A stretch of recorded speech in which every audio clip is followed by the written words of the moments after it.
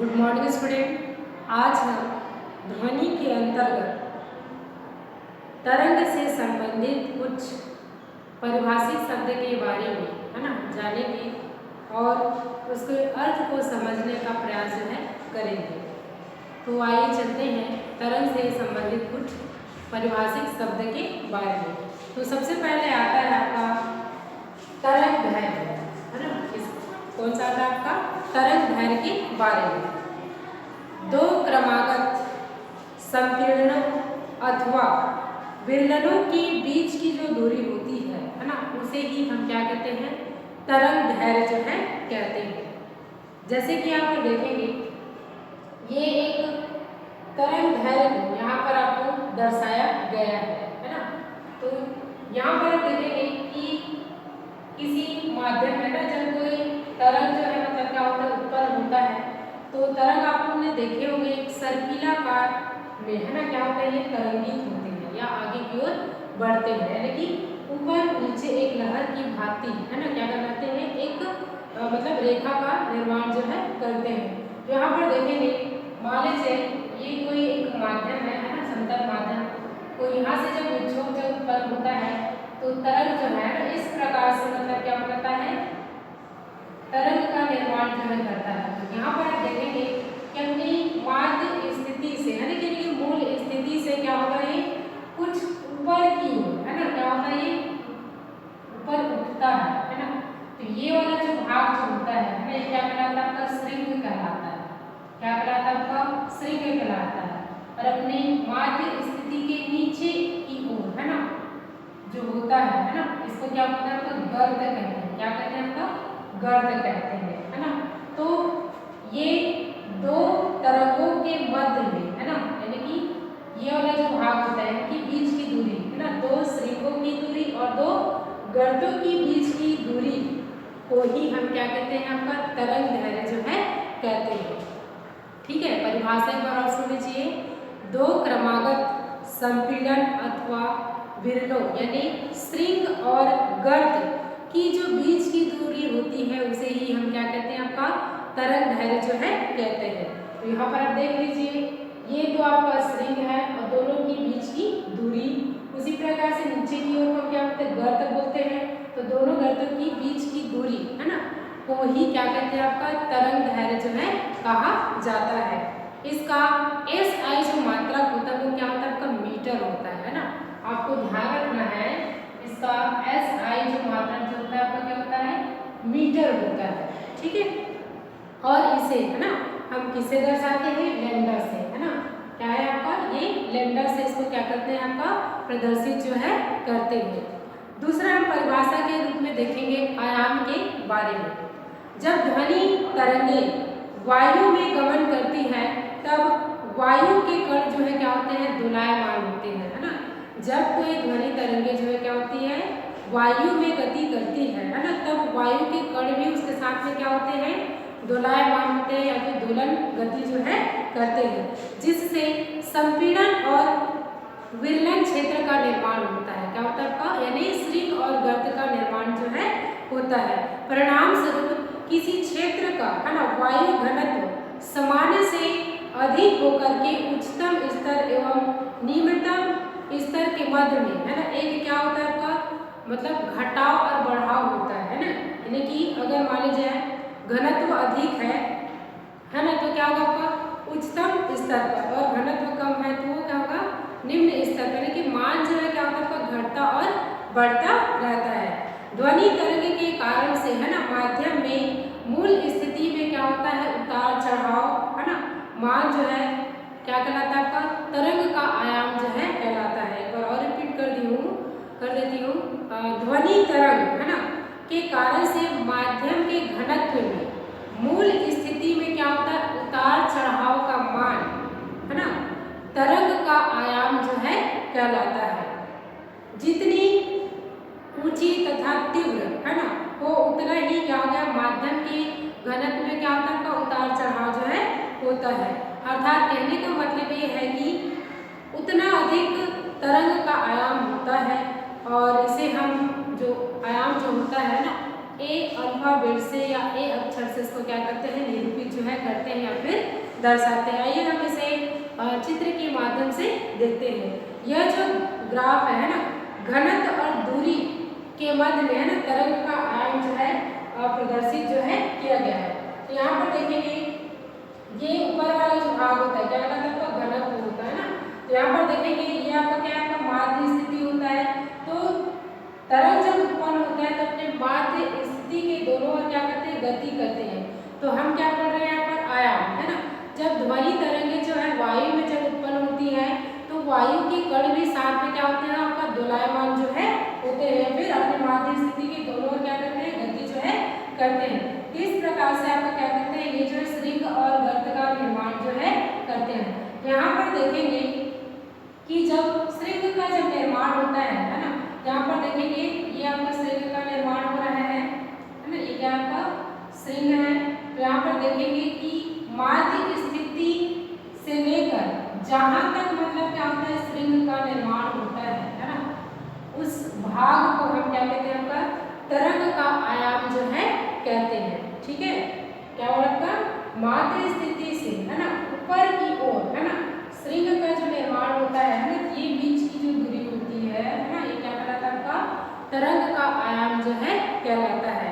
तो ध्वनि तरंग के कारण से है ना क्या होता है, आपका जो माध्यम के घनत्व में मूल स्थिति में क्या होता है, उतार चढ़ाव का मान है ना क्या कहलाता है, आपका तरंग का आयाम जो है कहलाता है, जिसे क्या करते हैं, ए से निरूपित करते हैं। इसे दर्शाते हैं, से ए से प्रदर्शित जो है करते हैं। अगला पॉइंट है हमारा आवर्त काल है ना, टाइम पीरियड भी कहा जाता है इसको। दो क्रमागत संपीड़नों या फिर दो क्रमागत विरलों है ना, श्रृंग या फिर गर्त द्वारा किसी निश्चित बिंदु से गुजरने में लगने वाला जो समय होता है उसे ही हम क्या कहते हैं, आवर्त काल के नाम से जानते हैं। दूसरे शब्दों में हम इसे और परिभाषित कर सकते हैं, किसी माध्यम में घनत्व के एक संपूर्ण दोलन में लिया गया समय ध्वनि है ना, जो ध्वनि तरंग का क्या कहलाता है, आपका आवर्त काल जो है कहलाता है। यानी कि दो क्रमागत श्रृंग और दो क्रमागत गर्त द्वारा किसी निश्चित बिंदु पर है ना गुजरने में है ना, गुजरने में लगे समय को क्या कहते हैं, तरंग का आवर्त काल जो है कहलाता है, जिसे क्या कहते हैं, कैपिटल टी से निरूपित करते हैं है ना। किसे दर्शाते हैं, कैपिटल टी से प्रदर्शित करते हैं। और आवर्त काल का ऐसा ही जो मात्रक जो होता है क्या होता है, आपका सेकंड होता है। ठीक है, आवर्त काल का जो ऐसा ही मात्रक जो होता है क्या होता है, आपका सेकंड, यानी कि समय को हम किसे दर्शाते हैं, आपका सेकंड से प्रदर्शित जो है करते हैं। तत्पश्चात हम देखते हैं आवृत्ति के बारे में है ना, किसके बारे में देखते हैं, आवृत्ति के बारे में।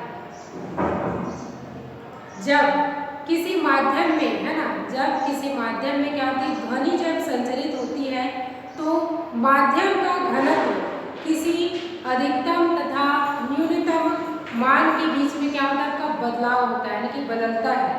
घनत्व का अधिकतम मान से जो न्यूनतम मान तक है ना आकर पुनः क्या होता है, आपका अधिकतम मान तक पहुंचने पर है ना क्या करता है, एक दोलन को क्या करता है, पूरा करता है ना।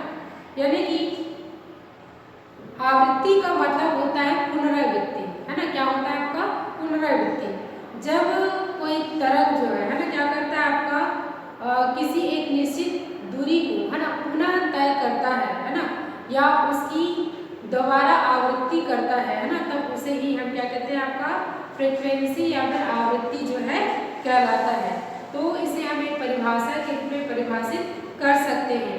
एकांक समय में है ना, यानी कि एक निश्चित समय में दोलन है ना क्या करता है, आपका उसी गति को क्या करता है, पुनः रिपीट करता है, या फिर उसकी क्या करता है, आपका पुनरावृत्ति जो है करता है ना, जिसे क्या कहते हैं, आपका तरंग की आवृत्ति जो है कहलाती है। यानी कि एकांक समय में दोलनों की कुल संख्या ध्वनि तरंग की आवृत्ति जो है कहलाती है। यदि हम प्रति एकांक समय में है ना तरंग के एक बिंदु से गुजरने वाले संपीड़नों या फिर रेलों की संख्या की यदि हम गणना करते हैं तो हम ध्वनि तरंग की आवृत्ति को भी हम क्या कर सकते हैं, ज्ञात जो है कर सकते हैं। इसे सामान्यतः हम किसे दर्शाते हैं, स्मॉल एन से प्रदर्शित करते हैं, है ना। आवृत्ति जो होती है उसको हम किसे दर्शाते हैं, स्मॉल एन से प्रदर्शित जो है करते हैं। इसका जो एसआई जो मात्रक जो होता है ना, इसका एसआई जो मात्रक होता है प्रति सेकंड या हर्ट्ज से इसको प्रदर्शित करते हैं ना। आपको याद रखना है प्रति सेकंड, है ना, या फिर हर्ट्ज, क्या करते हैं आपका हर्ट्ज से इसको क्या करते हैं आपका प्रदर्शित जो है करते हैं। तो इस प्रकार से, है ना, आवृत्ति का मतलब होता है, यहाँ पर देखेंगे ये ऊपर वाला आपका क्या है, घनत्व है, ये बीच वाला आपका माध्य स्थिति है ना। तो यहाँ पर आप देखेंगे ये जो है ना, अपने माध्य स्थिति से, है ना, ध्वनि जो है ना, ध्वनि तरंग जब क्या होती है उत्पन्न होती है, अपने माध्य स्थिति के दोनों क्या करते हैं, उनकी दोलन जो है करती है। तो यहाँ पर देखेंगे कि एक बार, है ना, श्रृंग का निर्माण किया, है ना, ऊपर वाला आपको मालूम है ये क्या कहलाता है आपका श्रृंग कहलाता है, और नीचे वाला आपका क्या कहलाता है आपका गर्त कहलाता है। क्या कहलाता है आपका गर्त कहलाता है। तो यहाँ से आप देखेंगे श्रृंग का निर्माण हुआ और यहाँ तक कि आपका गर्त का निर्माण हुआ, ठीक है। तो ये आपका क्या हुआ, एक तरंग का निर्माण हुआ, फिर पुनः यहाँ से क्या होगा, एक श्रृंग का निर्माण हुआ, फिर एक क्या होगा आपका गर्त का निर्माण हुआ। उसी प्रकार से फिर यहाँ से एक श्रृंग का निर्माण होगा और नीचे की ओर क्या करें आपका गर्त का निर्माण होता है। यानी कि ये जो है क्या होता है बार बार, है ना, तरंग जो है क्या करता है आपका एक श्रृंग और एक गर्त का क्या करता है आपका निर्माण करता है। तो इसे ही हम क्या कहते हैं, तरंग की आवृत्ति करते हैं। और आवृत्ति का मतलब होता है पुनरावृत्ति या उसी गति को पुनः मतलब आवृत्ति करना या फिर दोबारा गति करना ही क्या कहलाता है आपका फ्रीक्वेंसी या फिर आवृत्ति जो है कहलाता है, ठीक है। आवर्तकाल और आवृत्ति के मध्य में, है ना, एक मतलब दोनों के बीच में एक संबंध है जिसे हम देखेंगे। जैसे कि ये आवर्तकाल को हम क्या करते हैं आपका टी से प्रदर्शित करते हैं, और एन जो है ना कि आवृत्ति जो है उसकी क्या होती है कि व्युत्क्रमानुपाती होता है। क्या होता है आपका व्युत्क्रमानुपाती होता है, ठीक है। तो इस प्रकार से टी बराबर क्या हो जाएगा, एक बटा क्या हो जाएगा एन, है ना। टी क्या है आपका आवर्तकाल होता है और स्मॉल एन क्या है आपका आवृत्ति जो है होता है, ठीक है।